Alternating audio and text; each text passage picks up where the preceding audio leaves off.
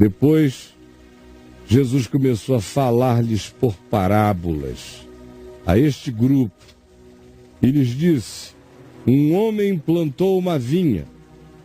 Esse grupo, esse sinédrio ao ar livre, essas autoridades todas da religião, do lado de fora do templo, conversando com Jesus com esse ódio de morte.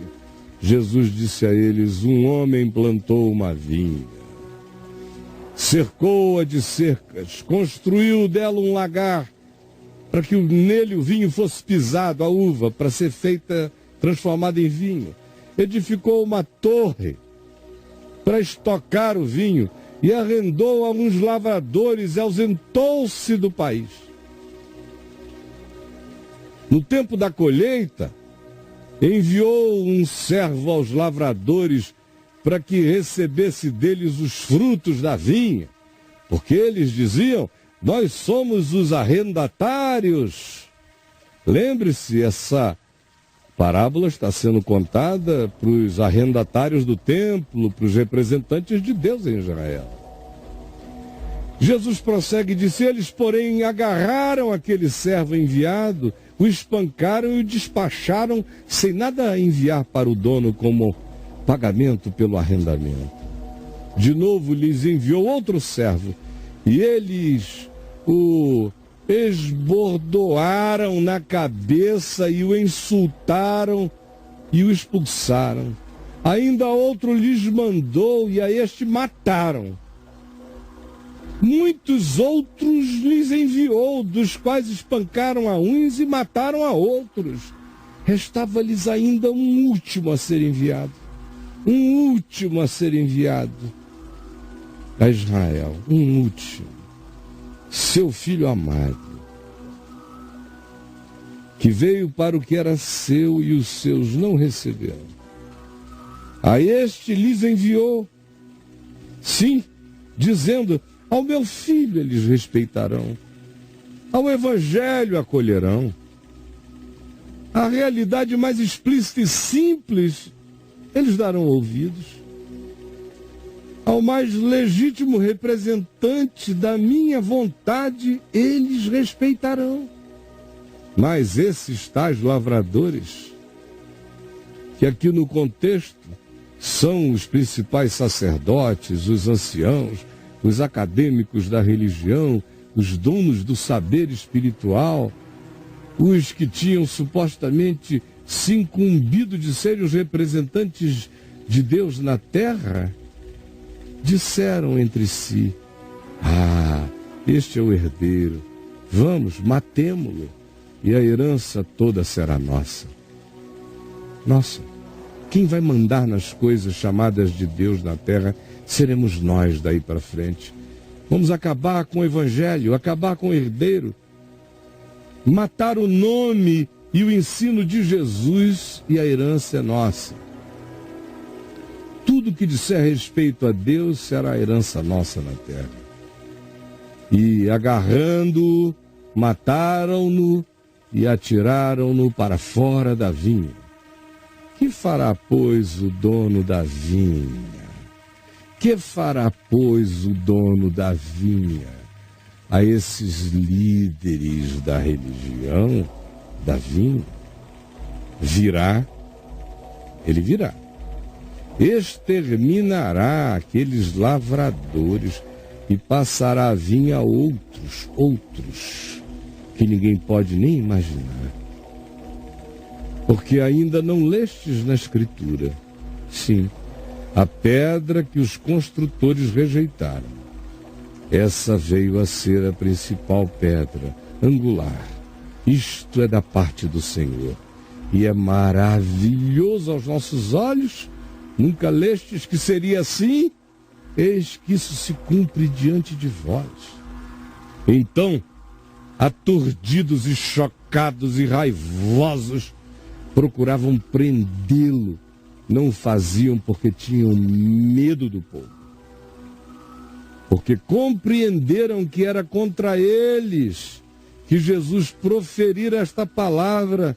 Então, desistindo, retiraram-se e enviaram-lhe alguns dos fariseus e dos herodianos, enviados pelas autoridades do templo, vão vocês desse rodízio para ver se a gente o pega em alguma coisa.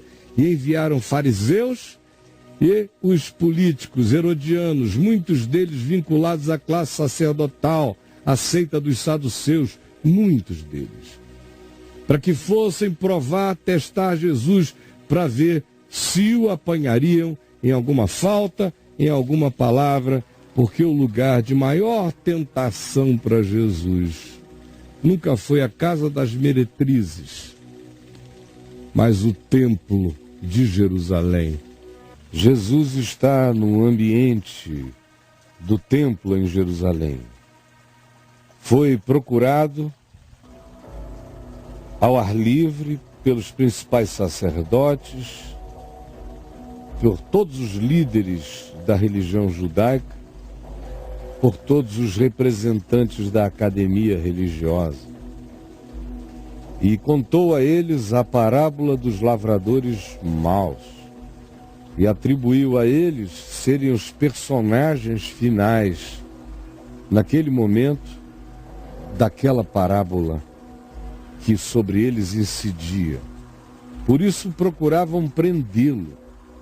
Esses, os principais da religião, os da academia religiosa e os de grande importância no meio do povo.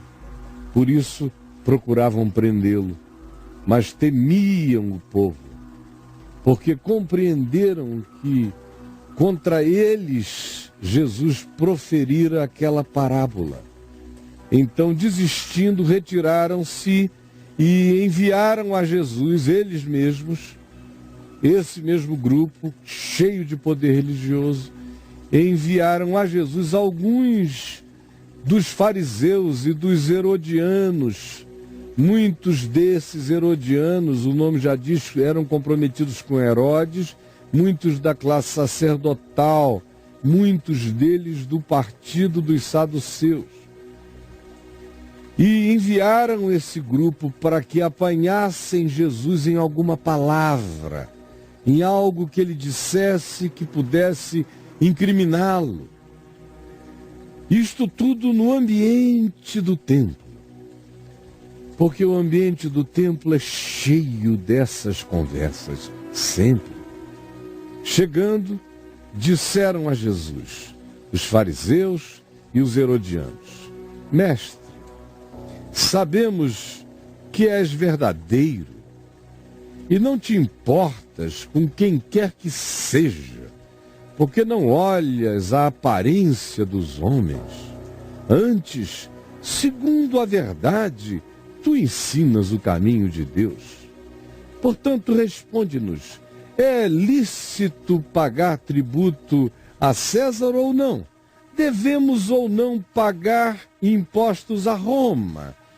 Perguntamos isto a ti porque tu és verdadeiro, não te importas com quem quer que seja, nem com César, nem com Roma, não fazes barganha com ninguém, não olhas a aparência dos homens, andas segundo a verdade, ensinas o caminho de Deus. Então, responde pra gente esta. A gente paga ou não paga imposto para Roma? Mas Jesus, percebendo-lhes a hipocrisia imensa, respondeu: por que me experimentais, hipócritas? Trazei-me um dinheiro de vocês para que eu veja a pataca desse dinheiro. E eles lhe o trouxeram. Perguntou-lhe Jesus, olhando o denário: de quem é a cara aqui impressa? De quem é esta efígie? E inscrição, em nome de quem está feita? E eles responderam: de César, Senhor. Ah, então é de César? Disse-lhes, portanto, Jesus: então, dai a César o que é de César, e dai a Deus o que é de Deus. E muitos se admiraram dele, porque não conseguiu pegá-lo. Então os saduceus, que diziam que não existe ressurreição dos mortos,